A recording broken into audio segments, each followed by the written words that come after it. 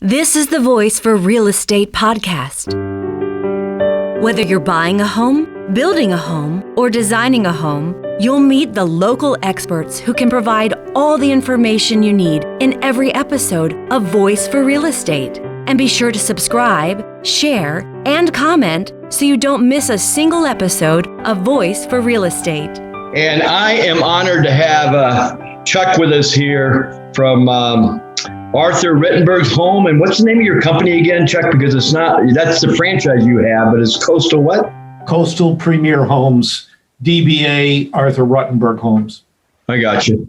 And we've known each other for a good while, and you're a great addition to the community, I got to say, Chuck. You know, even though you're from up north up there, you're a great addition. You really are. Well, I appreciate it very much. The latest issue of Mount Pleasant Magazine's out, and I was just so honored to have that exclusive opportunity. You started your career in Pittsburgh, did you say? I started my career in Syracuse, New York.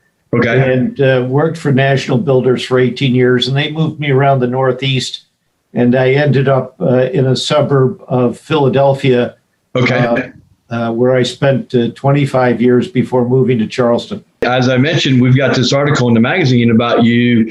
At the time, was Biden a congressman in 1997? Is that when you built his house? He was a senator. And at the time, he was the youngest senator.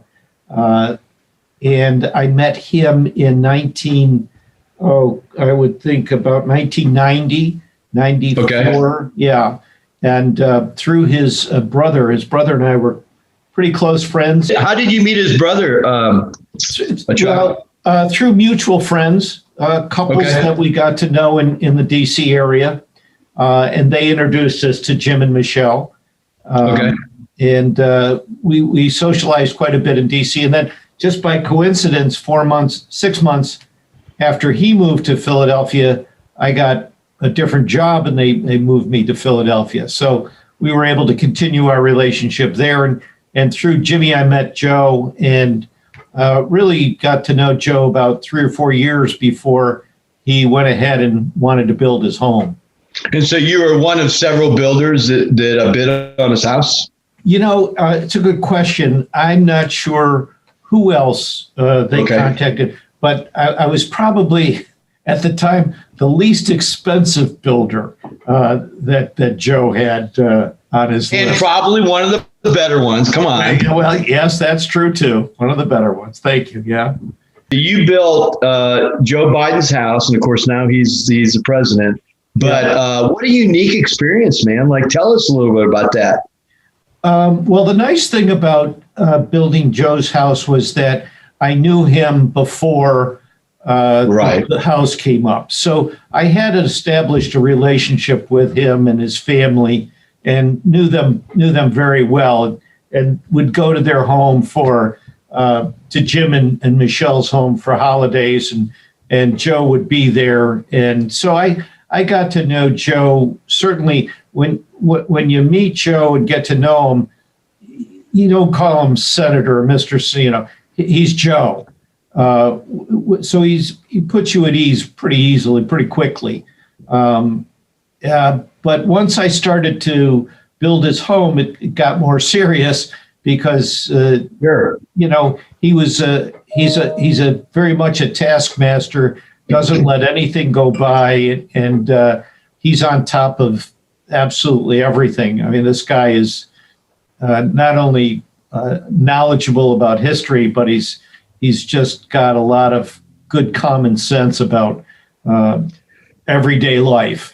After you built the house, obviously he was a happy customer, but you actually had Joe Biden's house, the cell phone number on speed dial. Is that what you told me one time? Yeah. Well, you know, we did become very good friends. And one thing that Jimmy said to me when I bid on Joe's house, he said, Chuck, it really will do you good. I mean, you know, he's a senator. He's the most well-liked guy in Delaware. I said, okay, because I really didn't make very much money on it, which I'm sure Joe didn't bother him at all that I didn't. But after I built his home, and even during while I was building it, if somebody wanted a reference, I'd say just a second, and I'd, run Joe and get him on the phone, and I'd say, Mr. and Mrs. Jones or Mr. and Mrs. Lee, I'd like you to talk to Senator Biden here. I think he'd speak well of me. And so, he was a ready, willing, and able reference. I built a number of homes after Joe's in Delaware as a result of that. I remember we met on Daniel Island, and that's where you had your Arthur Ruttenberg franchise. You had a model home there, did you not? That's right. That's what we do as a franchise. Similar to what the production guys do, only ours are a custom built home, and they're much more well upgraded and decorated. And but we sell out of those models. We're predominantly an on your lot builder. You went with this franchise, and why is that franchise so special to you? It's a good question. Before the market crashed, 2008, 2009, I was building 4 to 10,000 square foot homes in the $2.5 to $4.5 million price point. So I had 20 years of custom building under my belt, and I went looking for opportunities on the East Coast, and I came across Ruttenberg. And in my due diligence, I went to visit maybe 4 or 5 of their model homes, and I was so impressed with the designs of the homes and the quality of their homes that it just sold me on the franchise. And you can have great back office support. You can have a lot of benefits to a building company, but if you don't have great designs, people aren't going to walk into your home a second time. And they just have wonderful, wonderful designs, and they don't waste a square foot of space. And our business model is that all of our plans can be customized any which way you want. So we're a totally custom home. We do have plans to start, but they could bring in their own plans, and I could price them like any other builder. Or we can start from scratch, and our architects, we're a design build firm, so our architects on staff can start from scratch and design a home for them very quickly and very inexpensively. I remember you telling me that you were really pleased how fast they would respond to you and your customers when you wanted to alter one of the plans to customize it. Yeah, we can literally change a floor plan in 4 days. So they can mark up a plan. I'll send it to Charlotte. I'll have it back, revised floor plan in 4 days. I mean, and very inexpensively. I'm talking for less than $500. I mean, you just cannot do that with a normal architect. Not that there aren't great architects out there. There are, and there's some great architects in Charleston. It sounds like Arthur Ruttenberg has got the system down, and that's what you bought into. Yeah, absolutely. Absolutely. Art Ruttenberg, the founder, was just a creative, wonderful legend of a builder. Yeah. What year did you move to Charleston? I moved here in February or March of 2013. And I spent the first year really just looking at product and talking to trades, so that when our homes got designed, which are specific to Charleston, I could have the necessary trades to build. When you look at back in 2013 versus now, and I know there's been a lot of changes, and certainly COVID and everything, but what would you say the biggest changes from 2013 to 2021? The biggest change is cost. The trades are difficult to find, particularly at the quality point that I need, but costs have skyrocketed. And it's not something that builders really want in the marketplace. They don't appreciate the fact that costs go up, because I don't care what price point, as homes get more expensive, the pyramid at the top gets smaller and smaller. So the biggest thing I found, is particularly the last year and a half, and COVID has had a great deal of impact on this, is what costs have done, particularly on the lumber side in the last 2 years.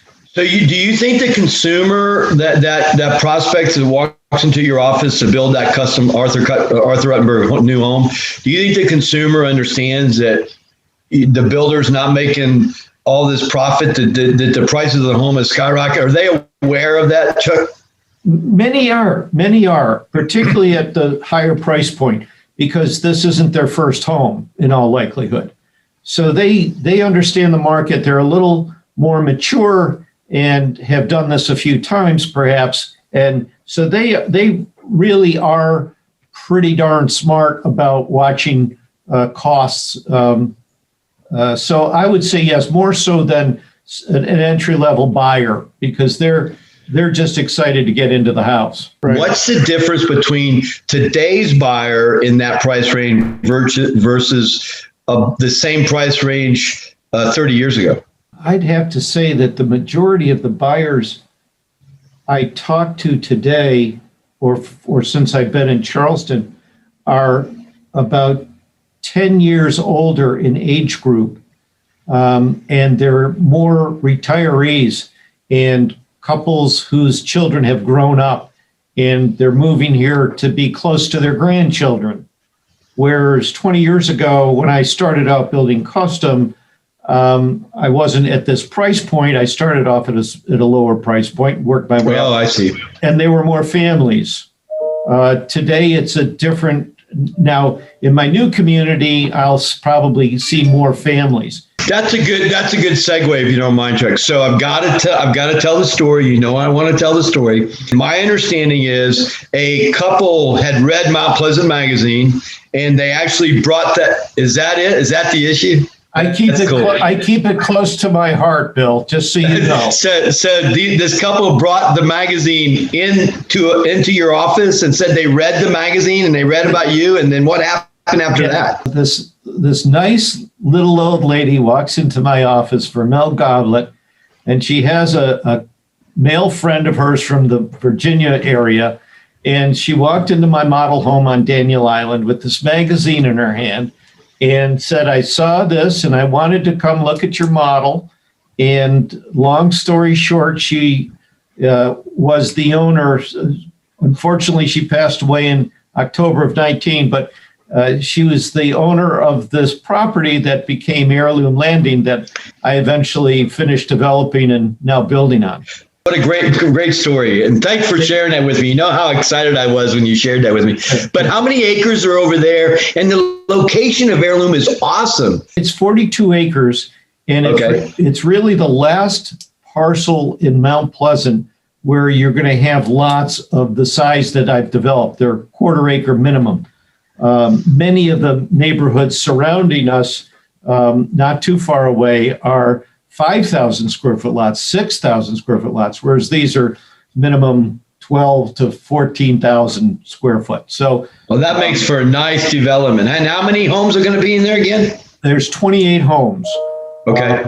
I've got, I've started a new model home there. I've started a spec, and we have 3 others under contract. So we haven't, once the model opens, we'll get quite a bit of activity through there. You know what they always say, I don't need to tell you this, location, location, location. Tell us about the location of Heirloom. Well, you're probably about 2 miles to Old Village.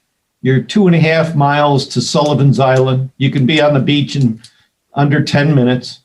You're 15 minutes to downtown Charleston. You're 15 minutes to Isle of Palms beaches. It's very, very close. You're 25 minutes, maybe 30 at the most, to Charleston's International Airport. Oh, not even.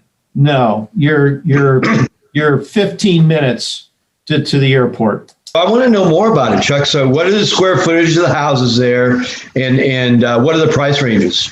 Yeah, we'll start probably around 2,600 square feet. The homes start around in the low 900s. For the homes, the lots will average about 350,000.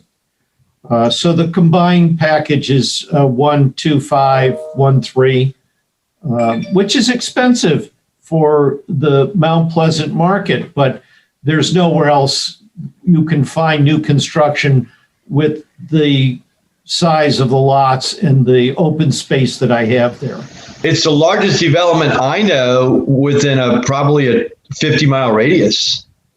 Well, you've got Carolina Park. That's true. That's a very big development. But in terms of a truly only custom large lot neighborhood, there is no other in Mount Pleasant, nor do I expect there will be, not this close in. It's in South Mount Pleasant, which is a more desirable area. For some people, think it's more desirable. Yeah, this backs up to the marsh, and there's a tidal creek that you can put your kayak in. It's really well located. We're continuing the conversation about real estate right here on Voice for Real Estate. And if somebody, whether you're listening or you're watching the podcast, it's www.voiceforrealestate.com. And there's so much buzz out there. There's so much, everything's trending about real estate right now. So I really hope this helps a lot of our listeners understand the market and what's going on right now. Well, I'm always happy to talk to you, Bill. And if they want to go to heirloomlanding.com, they can find out anything they need to know and get in touch with us. We'd love to build a home for them. It's a beautiful place to live. Well, I've always had a lot of respect for you. You're a really very nice person and a great builder. So thanks for joining us here on Voice for Real Estate, Chuck. And I look forward to more conversations with you and more articles in Mount Pleasant Magazine down the road. Appreciate you very much, sir. Thanks. My pleasure, Bill. Great talking to you. Thanks for watching Voice for Real Estate, where you meet local experts who provide timely information in every episode. Be sure to subscribe, share, and comment. Find Voice for Real Estate online at voiceforrealestate.com.